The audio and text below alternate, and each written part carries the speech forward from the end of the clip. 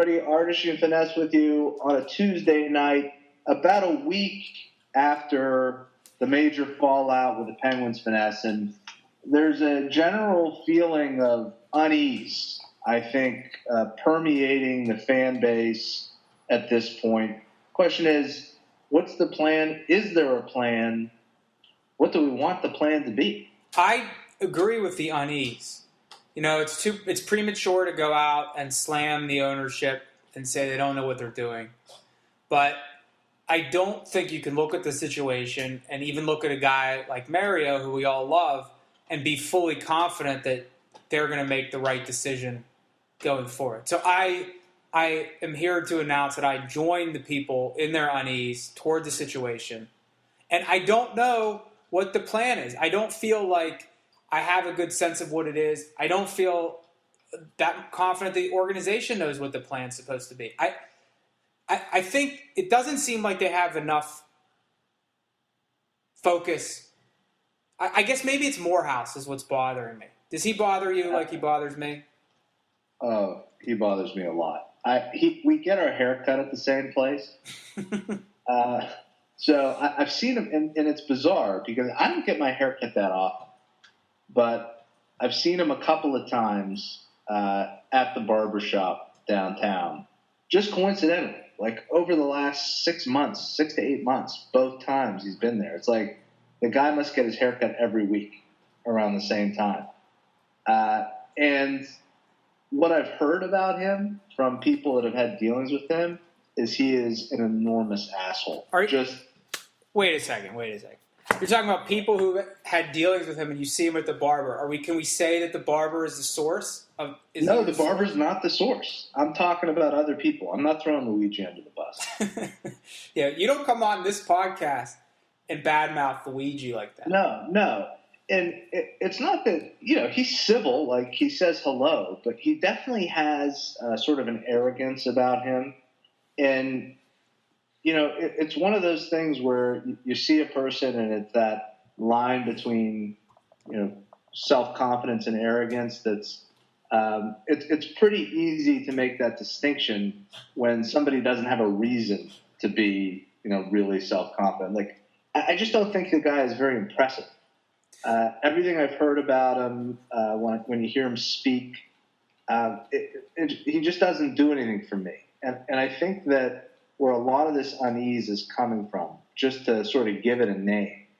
I think over the last 8 years, for all of Ray Shero's flaws, he comes across as having great calm about him, as somebody that is not going to do anything rash, that's going to be thoughtful, that's going to be deliberate, but at the same time isn't afraid to make a bold move.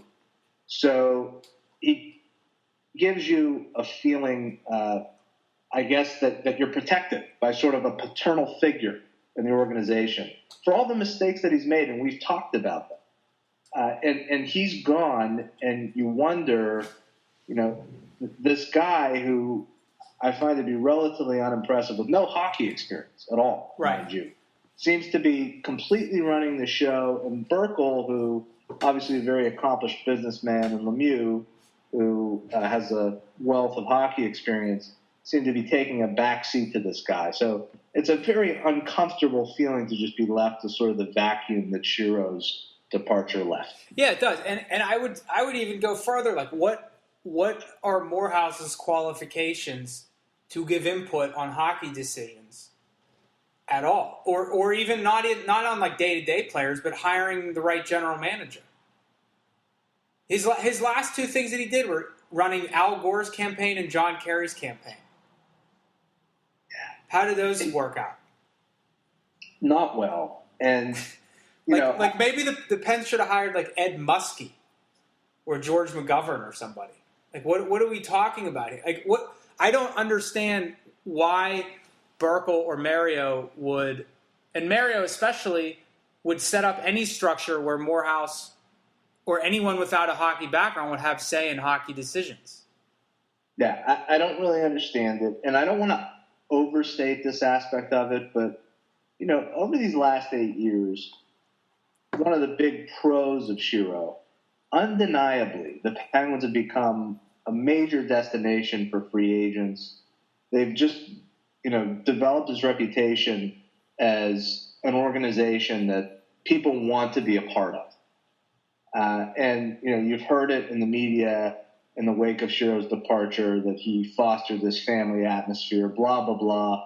It's cliche, but there's some truth to it. Like, there's no question that every trade deadline, every summer in free agency, there's sort of a gravitational pull to come to the Penguins. And a lot of that was Crosby and Malkin. But I think it's also because it was just people respected the management.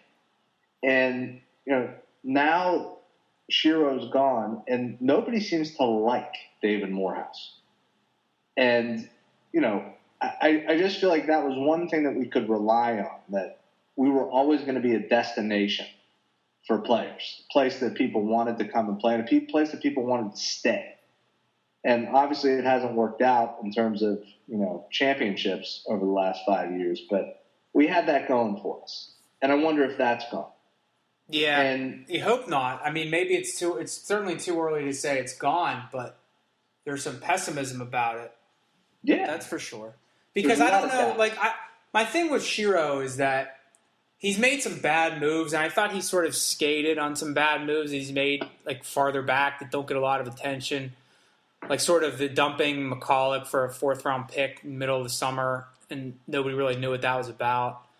I think people sort of gave him a little bit of a pass on this concept that you take your 1st-round pick and you treat it as an asset and trade it for somebody at the deadline, when really it should be treated as a chance to get a good player, not necessarily as an asset that's like a piece that you move around. And that's what leads to Joe Morrow for Brendan Morrow type thing. But I think he could have improved. I'm 100% behind getting rid of Bylsma, because I just think when the coach is the guy that's with the players every day, sometimes you just need to change for the sake of change. But I think that Shero was very well respected by other GMs. They certainly had a willingness to trade with him. I mean, he made more trades than anybody, it seems like.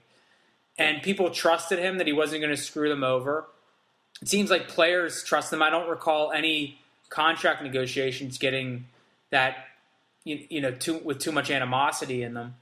And I think he could have, if forced to, really, if the ownership had really put the screws on him and separated him from Bylsma, from that comfort zone of hearing the same voice in your meetings for 5 years, I think he probably could have improved and recognized some of his mistakes and sort of fundamentally changed his philosophy to build a team that's more likely to compete deep into the playoffs than what we have now.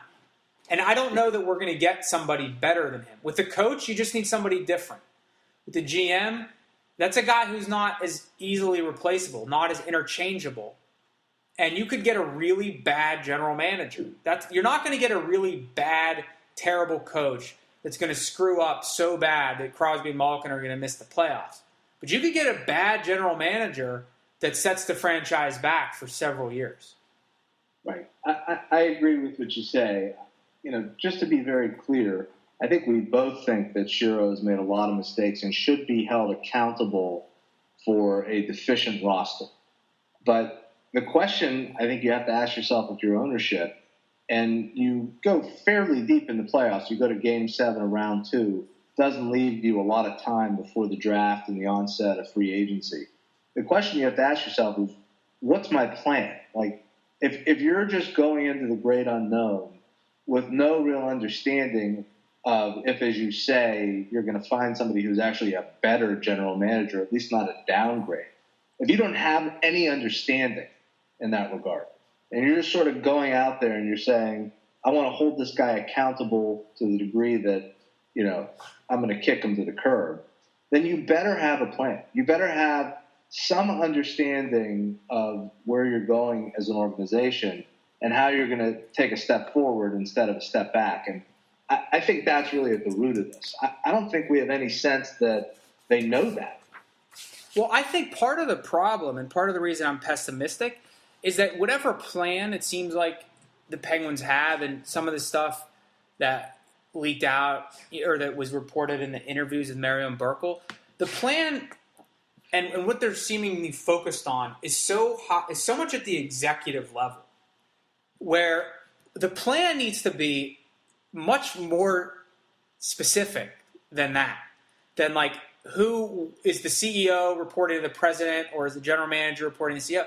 The plan is like which specific players are we going to target in free agency this year to be our fourth line left winger. You need better players. It's not about like the executive structure of the team.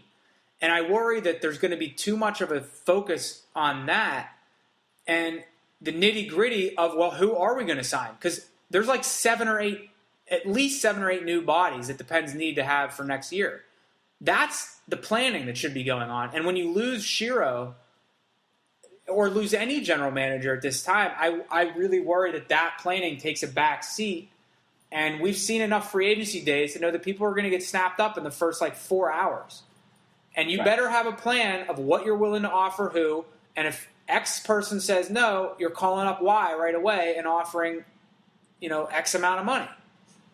That's exactly right. And that was something that Shero, really mastered. Not that he always made the right move on the first day of free agency, but he always knew what his plan was and how to execute it.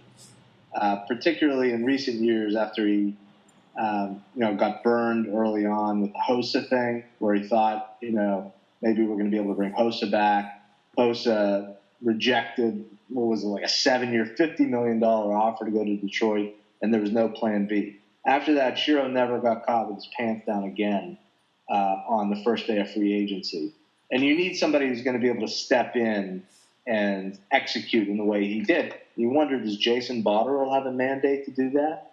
It's not brain surgery. I mean, anybody can come up with a plan like that and execute it. But, is the interim guy going to be able to do that? Does he have authority to do that? And who has the relationships with the agents for the agents to tell their clients, like, hey, before you do this, why don't, let's talk to Ray.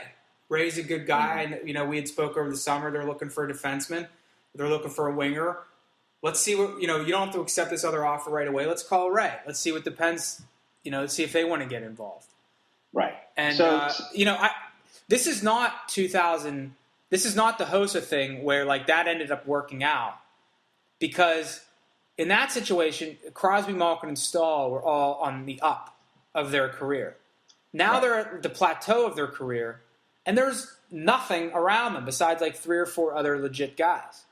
So if the Pens don't do anything in free agency because there's still some uncertainty about who's in charge or what the plan is, that's bad. It's going to be bad. Nothing's going to be better next year. Yeah, I mean, to some extent, we just got to wait and see. We don't know what decisions have already been made behind the scenes, but what we're hearing in the media and the rumor mill right now is really discouraging. You hear names like Pierre Maguire and Pat Brisson, Rick Dudley, I heard. Well, Pierre Maguire is the worst idea ever. You might as well just hire Paul Steigerwald. Yeah, I mean, that's terrible. They're not going to hire Pierre Maguire. They're not. If they do, why don't we put Bob Grove in the GM chair? Yeah, 2-9er as his assistant. Yeah, put the old 2-9er in.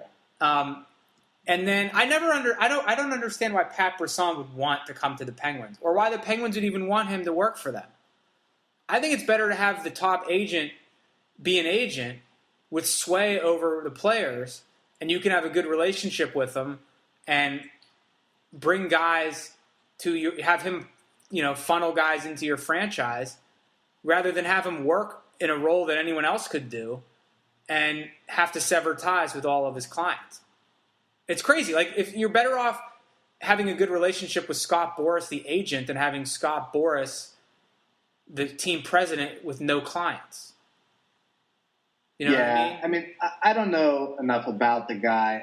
I'm sure he's a great guy. I have no reason to doubt that he's obviously a very smart, accomplished man. But I think if you're the Penguins, it's why would you want, unless he has some sort of aptitude that's impossible to get somewhere else. I don't know why he wouldn't be better off as an asset you can use as an agent. Right. Well, I mean, I can see that. I don't know. And they were talking in, I think, the Chip Dice blog today about Brisson sort of taking on like a Trevor Linden, Brendan Shanahan type role, and then you'd have like a Botterill type actually being the functionary, dealing with the salary cap and that sort of thing, which, you know, is a structure, I guess, that could make sense. I don't know. I don't know enough about that. It's too much discussion, and we don't know. This is probably just media reports. It's too much discussion about structure of executives than it is about good players. The Penguins don't have enough good players. That's the problem. Everything else takes care of itself if you have good players. There's no team that ever had the best players in the league that didn't achieve because there was the general manager and the assistant general manager didn't know who was supposed to be in charge of the salary cap. If they had the best players, they had the best team.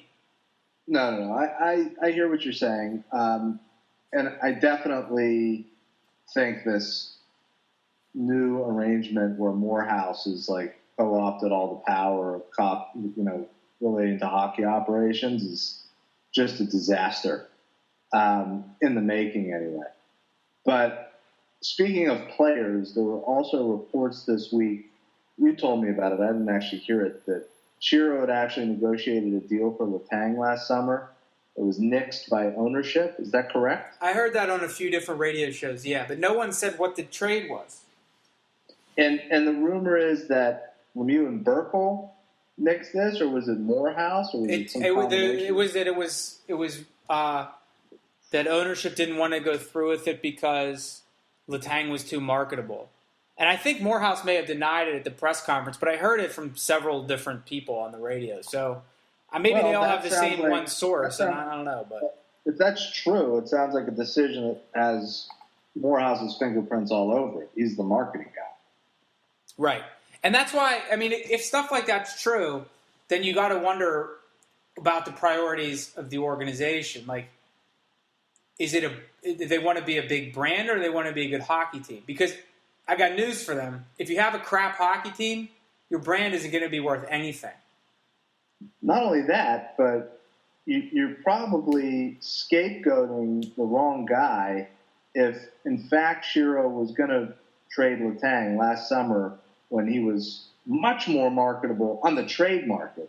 Forget about to the fan base, but in terms of the return he was going to command, it would have been huge last summer, as we have gone over exhaustively, and we actually pushed for such a move to sort of re-engineer this team and remodel it in a way that would bring in some youth and some forward depth.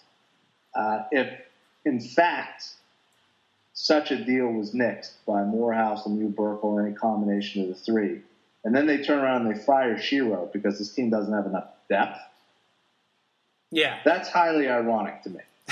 Yeah. What do you think about Mario not showing up at that press conference that fired Shero? I think it's shameful. I really do. I mean, I get that that's the kind of thing that might make him uncomfortable. I don't think it's any excuse. When you are changing the whole face of the franchise from a management perspective, I think that he knows that people want to hear from him. It's no secret.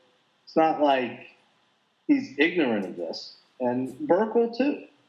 The two of them should be accountable. Instead, what they're doing is they're making Shero a scapegoat. They're talking about how the ultimate responsibility lies at the top. Well, they're at the very top. And they should come forward and they should tell their fans, this hasn't been good enough. What we have done, what we have overseen for the past 6 years, however many years, 5 years, hasn't been good enough. And we acknowledge it, and we're changing it, and here's what we're going to do. Yeah, it's like they made Shero the scapegoat by firing him, and now they're sort of setting Morehouse up to be the next to be the potential bad guy if they screw up the next thing. Yeah, I have a hard time saying anything except that was not a good move by them. Yeah, they definitely should have been there. I mean, no one really cares if Burkle was there. I don't know that he's ever said anything.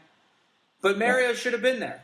I mean, he's the one that's been benefiting from the sellout streak. He's the one who has been in the city for 30 years. And if he's going to give interviews off the, behind closed doors afterwards, just come out and take questions and let people see you. Let us see how you're talking about the team. And if he would have got softball questions, I mean, everyone in the crowd is just a fan. Nobody's going to give him no one's going to grill him. He'd get the easiest questions ever. He'd be like, Mario, tell me how you scored that goal against the North Stars. You know what? He doesn't even have to take questions. He didn't even issue a written statement. He could have done any number of things that would have been better than what he did, which was nothing except, have a private conversation with Dejan Kovacevic. It's just Ray Shero has been the face of the franchise from the executive level for the last 7 years, and just sort of the lack, or I guess the difference between Shero and Morehouse in terms of inspiring confidence was stark. That's what I'm talking about. That was huge. But it just immediately made everybody edgy about what's coming next. It's just not the guy that you want being the PR guy at all. Right. And do the players like him or care about him? I mean, I don't know. They might not even interact with him, but who knows? I just don't want this management group to sort of think that they are responsible for this team being good. They might be responsible for Consol Energy Center, but the reason this team is good is because Craig Patrick drafted Malkin and Fleury and then won the lottery for Sidney Crosby and also drafted Chris Letang. That's why the team's good. It has nothing to do with the branding of the team or anything like that. It's It's all about the players. Whatever the focus is, it has to be on getting better players. Right. So let's talk about Bylsma for a second.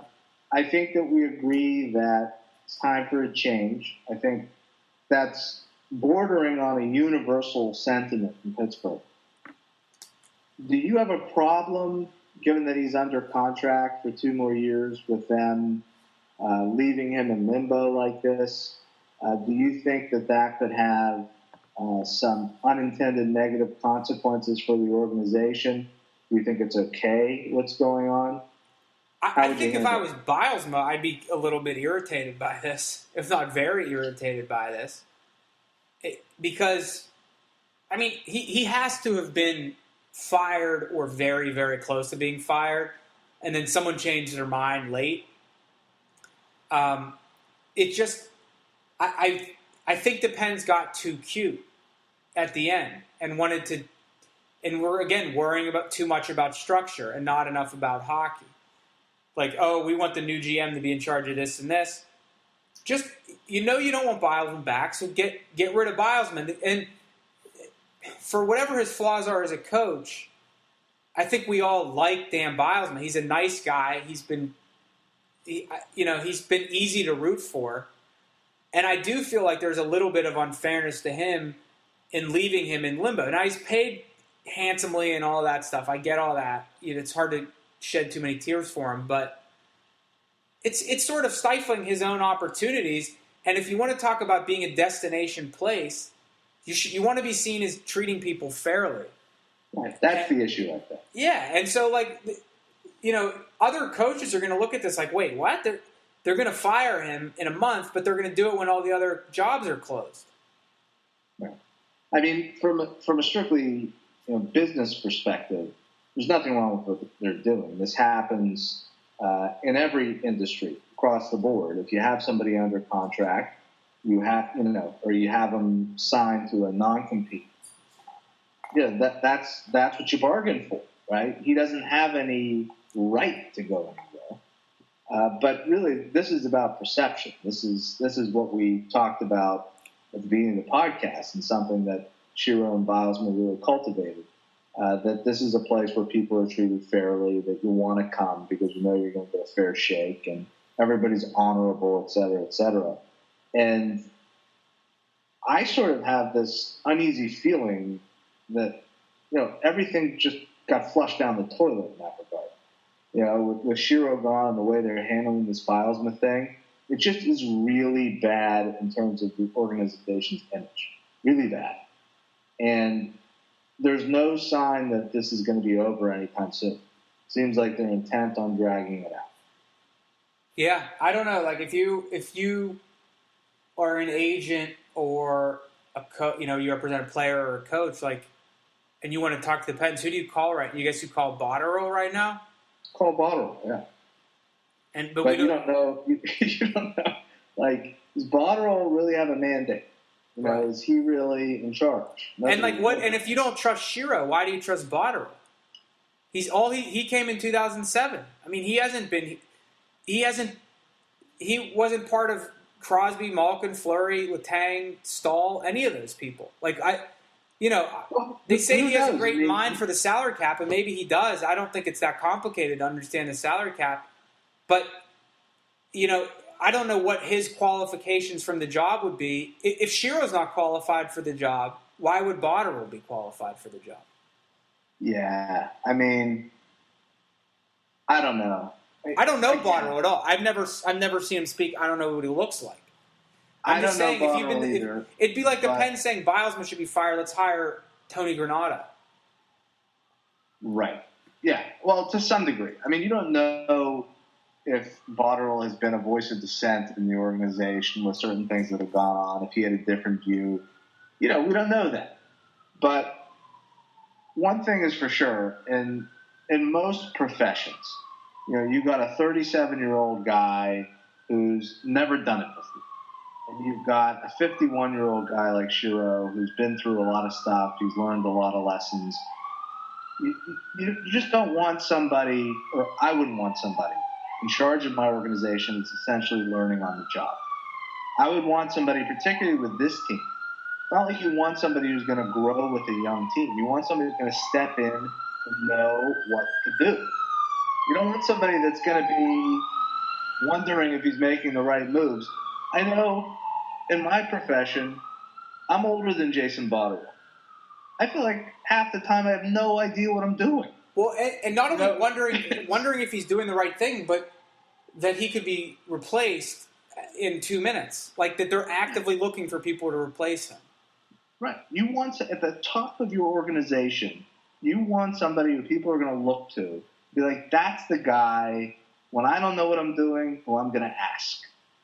Is that going to be 37-year-old Jason Botterill? Probably not. Unless he's an absolute prodigy. Probably not. I'm not saying that there aren't exceptions to that rule.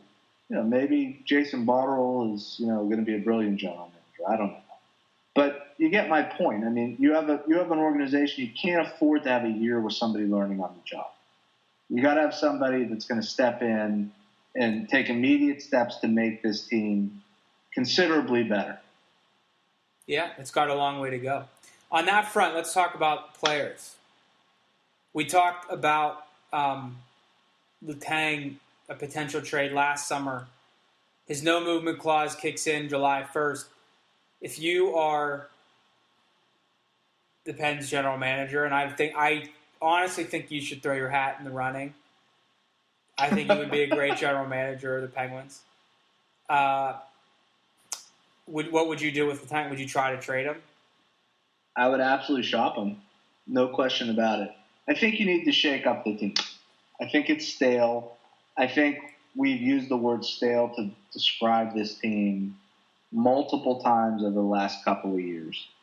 And you need to try to see what kind of a return you can get to fill out this roster and trust that you have stockpiled enough mobile defensemen that that's not going to be a weakness of your team under any circumstances. I think the ownership is committed to giving Simone Dupre a shot. I think Derek Pouliot could be ready to play next year. You got a lot of young players who can move the puck out of the zone.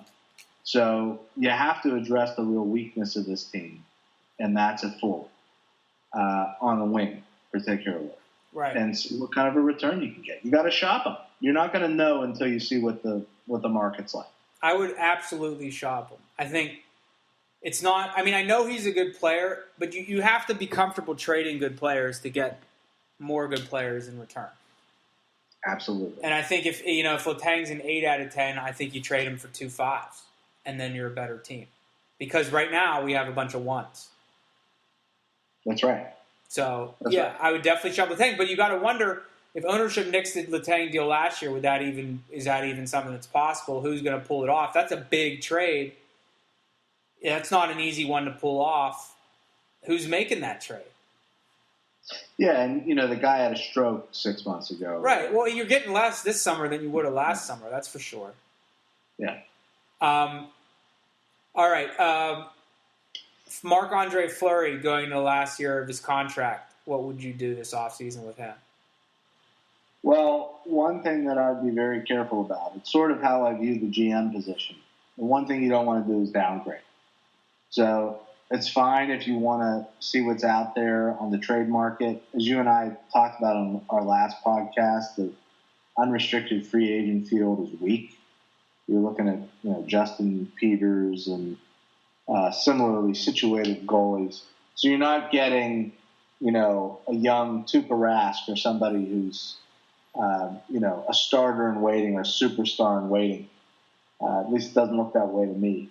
So you look at the trade market. If you can get a high-quality guy who's somewhat less than elite on the cheap, like a Halak, I would think about that because I think we could benefit from having a goalie that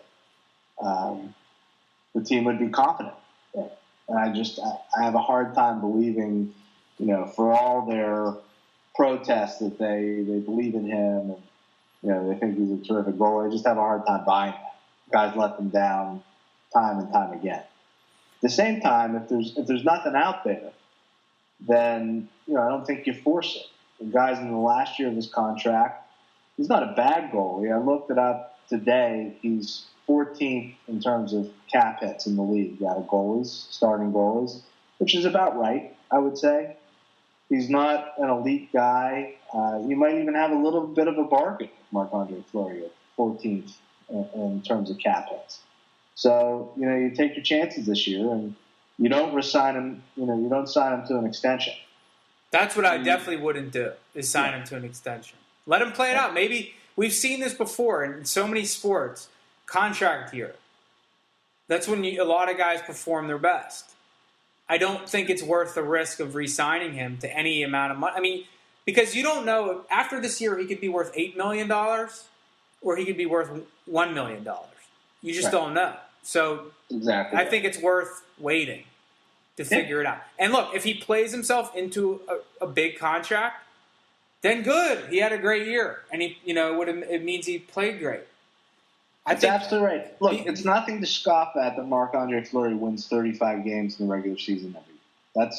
That's really good. He's a good to very good regular season goaltender. But in the playoffs, he clearly, it's beyond dispute, the guy's got psychological problems in the playoffs. He can't, in the last 5 years, he has proven himself unable to get through a playoff season without giving up deflating goals. Right. And as I've said, it's not enough to come back with a shutout after blowing a game. You can't. That's 50-50. You have to be better than that. Like, you have to win way, way more games than you lose. And so, like, the 2 shutouts he had against New York don't really offset losing a game to Columbus. Yeah. In my mind, I mean, it's great. You have to be excellent every single game. Look at the goalies who are left; they're all playing great. Yeah. Corey Crawford doesn't give up any goals. That's what I was going to say. Like, you don't have to be Henry Lundqvist, but you have to be Corey Crawford. You have to be Corey Crawford. You have to be a guy who, if you're not the best player on your team, you're going to be a rock back there. You're not giving up soft goals. You're not giving up soft goals, and you're not giving up more than 3 goals, basically ever, in the playoffs. Yeah, I agree. The other thing I definitely wouldn't do this offseason, and a lot of people are talking about it, I definitely would not trade James Neal. Because I know he's got his problems, but there's nothing What unless you get like an entire line of forwards back for him, Right. I just don't think this team can sacrifice a 35, 40 goal scoring winger. That's what we need. We need like 3 more of those guys. Well, I thought about what you said when we talked about, the players that we hated the most on the Penguins, and I said mine was James Neal. And you said you can't give up on James Neal. You got to see if there's a coach out there who can set him straight. And I think that's right.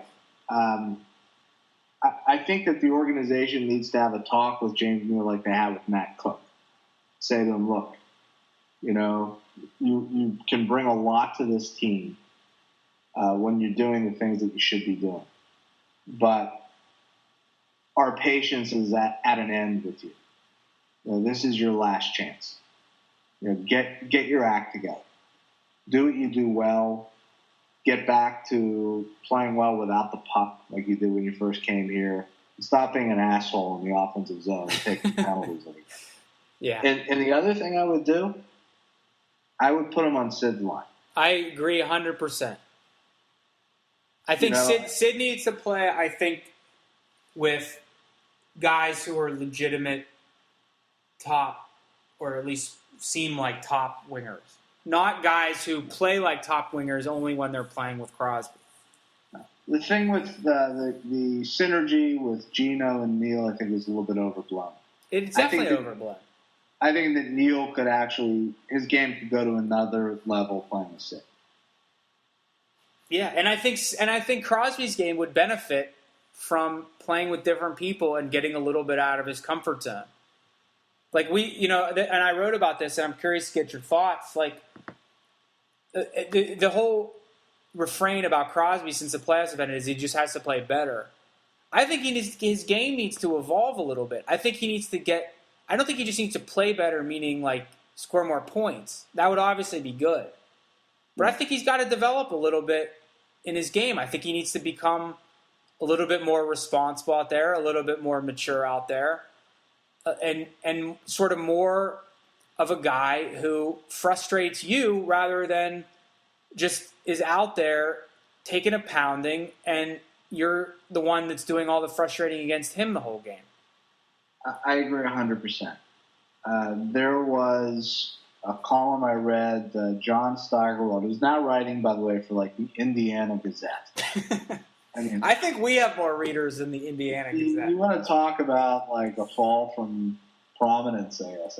What the hell is that? But, he's making the point that, Crosby is following in Lemieux's footsteps, and that Lemieux, became increasingly frustrated with the game and how he was being beaten up by the opposition to the point that he retired at age 31 because he just couldn't stand the fact that the league wasn't protecting him anymore, and he was taking all this abuse in the playoff.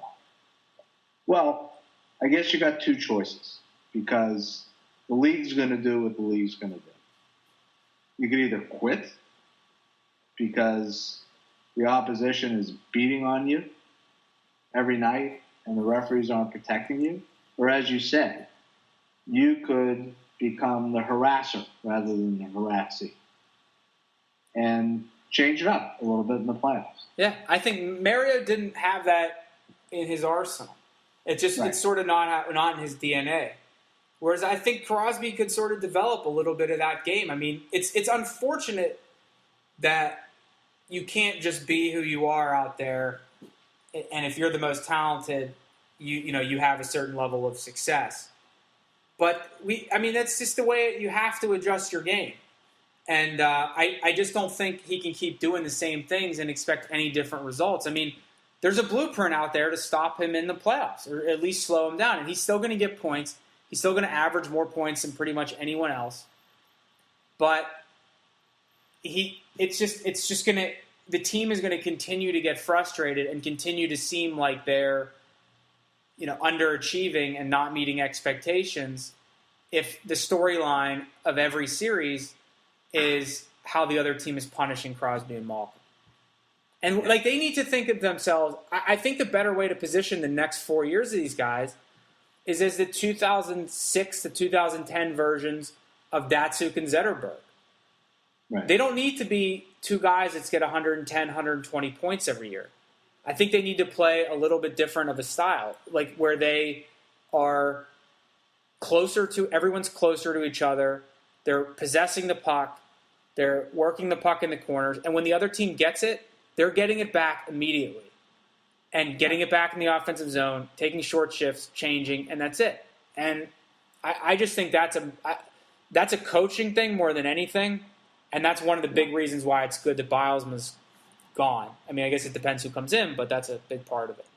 Yeah, and you hope that whoever comes in as general manager and coach is going to recognize what we have been talking about all year beyond the last year, that when the Penguins' third and fourth line comes on the ice, we're basically killing the penalty. We go into penalty kill mode. And we're entirely reliant on the top two lines to produce offense. So if we can get away from that model, which is a really dysfunctional model, because I think the conventional wisdom has always been that you need three lines at least to compete in the playoffs. You can't be reliant on two lines. It's too easy to check two lines. If we can move away from that, if we can move back to a model where everybody in our lineup can contribute. And this is like one of the oldest cliches in the book. You can't have any passengers in the NHL playoff. We can get back to that somehow. And I don't think it's very difficult. Maybe our next project is, unrestricted free agency is a fool's game. You're always going to overpay. But you can make some, economical signings in free agency, and then you can make trades with the various chips that we've talked about. But if we can, fill out this lineup with real contributors, then maybe we'll have the luxury of letting Crosby and Malkin evolve as you suggest they should. Without having to score 3 points a night. Right. To beat the Islanders 4-3. Right. That's the goal. Last thing then, because you brought up the bottom six. Sutter going into restricted free agency. What are your thoughts on him? I think he's not a bad trade chip. I don't think he's too expensive. I think he can contribute. And I think that he can contribute to a much more significant degree with better line mates. He was impressive against Columbus, less so against the Rangers. I know he's coming off an injury. So, I don't think that the guy, I wouldn't write him off completely. I think he is an asset, though, he's got his weaknesses. So I would just see what, I would see what you can sign him for, and I would, I would not be hesitant to trade him at all if other people were interested, if it could help us in other areas of the lineup. But, of course, we're going to have a hole there at the number 3 center if we do that, and we'll just have to figure out how to address that. Yeah, my thoughts on him are well known. I don't think he's very good. But even if you think that he's a decent player, and he showed a little bit more in the playoffs than he did at any point in the last 2 years, I just don't think that even at his peak, he's not the right center to have as the third center behind Crosby and Malkin. Because he's not hard to play against. He's like the softest, least physical third-line center in the league. And you're already not playing a very physical game when you're playing against Crosby and Malkin. So there's nothing's different. You talk, like in football, you have like a bruiser like Jerome Bettis. And then you have a change, they call it a change of pace running back. Right. There's no change of pace with Sutter. He's just like a worse version of Crosby Malkin. I think if what Mario said about grit, character, that kind of stuff, I think what he's saying, if you want to give him a generous interpretation, is that you want guys that are hard to play against. And even if Sutter's, in solid position or whatever, he's not hard to play against. Well, that's true. I just don't think when you roll two lines of Crosby and Malkin, and then you bring out Sutter, it's like a big exhale for the other team, rather than them still being on their heels. Yeah, well, I agree that, he's no Jordan Stahl, but I wouldn't go so far as to say is we can't have an effective third line with Brandon Sutter on it. I think if you have, two other guys that are tough to play against, then, maybe that's a formula that works. I don't know. I have no problem using Brandon Sutter as a trade chip. I would love to trade him for, in a package for somebody that's a lot more effective that could offer what you're suggesting the third line needs. But, there's no guarantee that that's going to happen. I mean, that would be great, but failing that, you've got to get two guys on that line that are going to make that line, as a line, tough to play. Well, the lesson, of course, that anybody would have to see is that you just cannot play Sutter with guys like Tanner Glass and Taylor Pye. I mean, you might as well scratch Sutter if those are going to be his line mates. Yeah, I mean, if you want to point to Ray Shero's biggest failing as a general manager, that would be it right there. That the Penguins, for the better part of the season, had Taylor Pyatt and Tanner Glass on the third line. That's as big of an indictment as you could possibly have. Yeah, there was Adam Gretz did a thing this week about how, you have to spend a lot on your top-level players. And, that and the Pens certainly do that. And I think that makes sense. But it just gives you less margin for error when you fill out the rest of the roster. And so when you fill it out with guys like Chuck Kobasu and scrubs like that, and you go basically 0 for 17 in finding bottom six guys in free agency or from the AHL, your team's going to have no depth at all. Right. And that's Shero's biggest fail, is that he just didn't identify enough good players. He had a vision. He made trades. I think he had the right level of aggressiveness, a good balance between the present and the future. He just didn't pick good enough players in the draft, and he didn't sign good enough free agents. Yeah. That's it. Look, before we go, let me just address this draft thing for a minute. I mean, there's no disputing that the Penguins have had unsuccessful drafts over the last number of years. But, this notion that this should be, something that Shero is most responsible for, and, the biggest reason he should be fired, I really don't understand. I mean, of course he's most responsible. He's the general manager, but Ray Shero is not scouting, these amateur players. There are scouts that do that. So let's just identify what we're really talking about. We're talking about a scouting system that hasn't worked that well, but we're also looking at a situation where the Penguins have traded away a lot of their high draft choices, and they have had a concerted strategy when they do draft in the top two rounds to draft defensemen. So, this notion that Shero should be indicted because he hasn't drafted highly skilled forwards, well, of course he hasn't. He hasn't drafted forwards. And in many cases, he's traded away his top picks, or traded away, in the Hossa trade, he traded away Angelo Esposito. It didn't amount to anything, but he's traded away the forwards that he's drafted. So, I just feel like that's a little bit overstated. Let's just relax about that. If, as the Penguins have had, you've got a problem with your drafts. You haven't seen guys make it to the NHL level. There's a lot of different aspects to that. It's, whether you keep your high picks, and if you keep them, if you're drafting forwards, and then if you're drafting them, are you developing them? Are you letting them play? Development's a big problem. I mean, Simone Dupre, everyone talked about forever, and he doesn't get a consistent look. Philip Samuelson's been in the organization for 5 years. He doesn't play. Bo Bennett has a lot of injuries. He doesn't do any. I mean, he obviously hasn't done anything. Kevin Veilleux is like the worst draft pick of all time. I think he got kicked out of a minor league game for saying racist things on the ice. But where I think he's open to criticism is something like Joe Morrow. Like, you draft this guy in the first round, and then you flip him for a rental 2 years later. Like, Absolutely. wouldn't the better thing there to be to use the rookie, you know, a 20-year-old as your rental, you call him up from the AHL? Right. Like, that's like the, you know, Torrey Krug. Like, that's your rental player. Not trading your first round pick who you could have 10 years out of for Brendan Martin. I'm not saying Joe Morrow is going to be any good, but maybe had you drafted someone better there. Yeah. Look, the drafts haven't been great.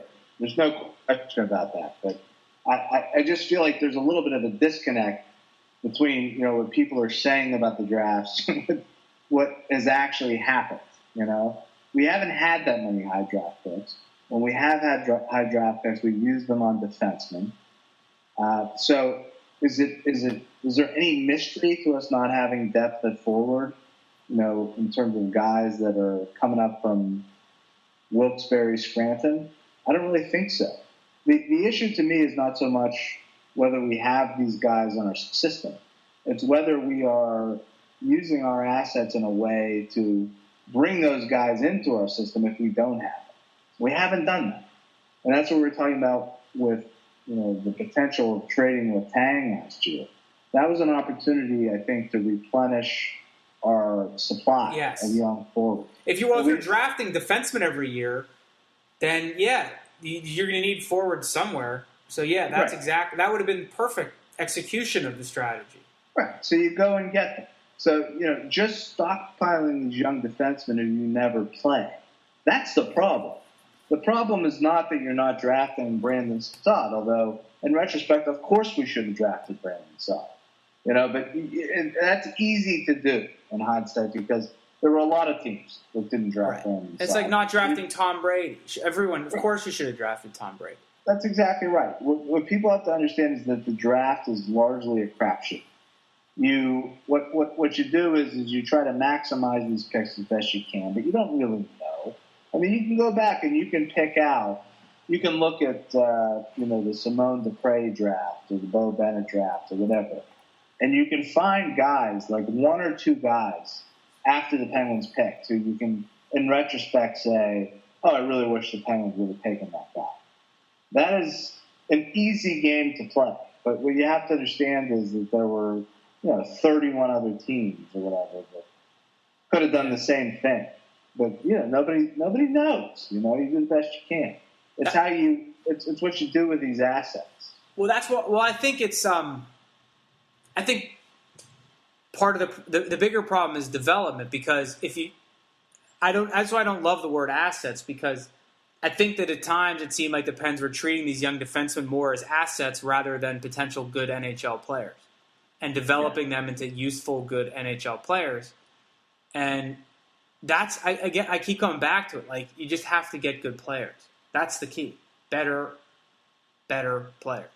It sounds stupid to keep saying it, but that's what it is. It's not about, I mean, if you look at it like